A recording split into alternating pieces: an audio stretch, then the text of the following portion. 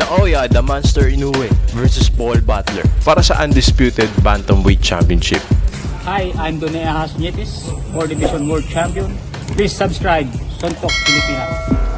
Iyong Martes ng gabi, matutunghena ng mga fight fans sa buong mundo ang kaabang-abang na undisputed showdown sa pagitan nila Japanese undefeated WBA, IBF at WBO Bantamweight Champion na si Naoya the Monster Inoue kontra sa British fighter na kampiyon naman ng WBO na si Paul Butler.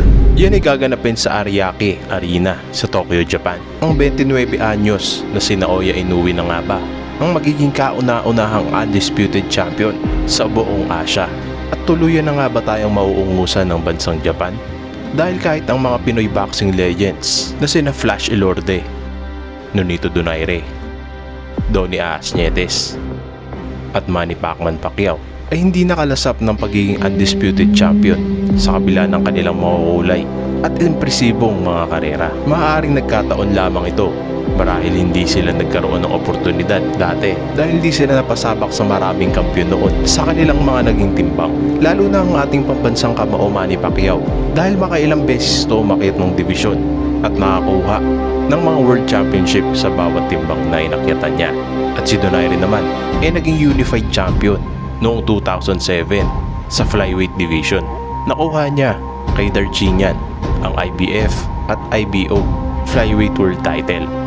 At sa bantamweight division, matapos patulugin si Montiel sa round number 2 para maagaw naman ang WBC at WBO Bantamweight Championship.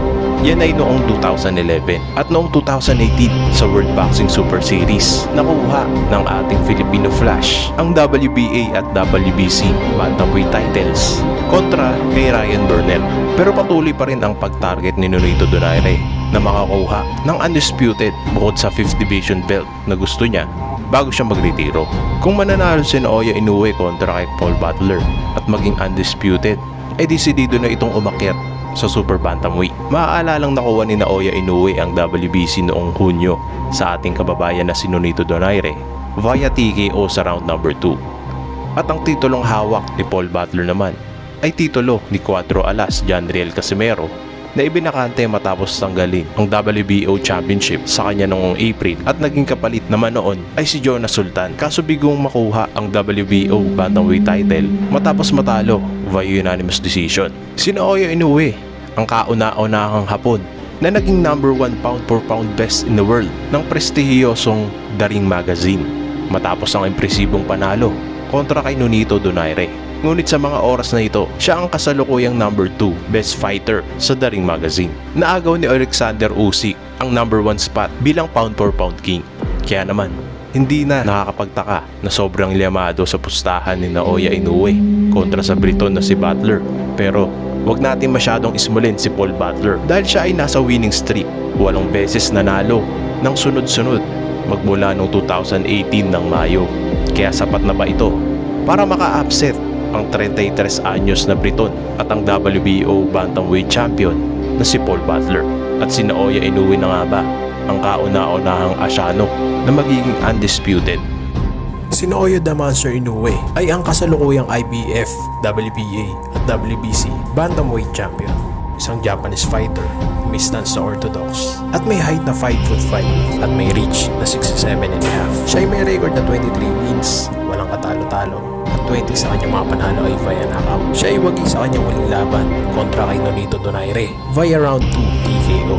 Si Paul Butler ay may height na 5'6", isang British boxer, may stance na orthodox, may height na 5'6" at may reach na 65. Siya ay may kartadong 34 wins, 2 talo at 15 sa kanyang mga panalo ay via knockout. Siya ay wagi sa kanyang huling laban via unanimous decision at nakuha niya ang bakanting WBO World Championship kontra kay Jonas Sultan.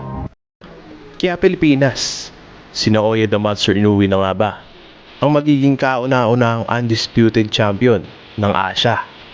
At tuloy na nga ba tayong mga sasapawan ng mga Hapon pagdating sa boxing? Si Paul Butler kaya ang magbibigay ng pinakamalaking upset ngayong 2022 kung makalasot siya kay Naoya Inoue. At huwag nating masyadong ismulin si Paul Butler dahil siya ay nasa winning streak matapos manalo ng 8 sunod-sunod magmula noong 2018 ng Mayo. At kung manalo si Naoya Inoue, talagang desidido na to na umakyat ng Super Bantamweight. Anong nakaraan lamang, nauna na ang ating kababayan na si John Red Casimero. At mukhang abang na ang angas ng Pinas sa pag-aakyat ng Japanese monster na si Naoya Inoue. Kaya huwag niyo pong kalilimutan na mag-like, mag-subscribe, at mag-comment sa ating channel. Salamat po.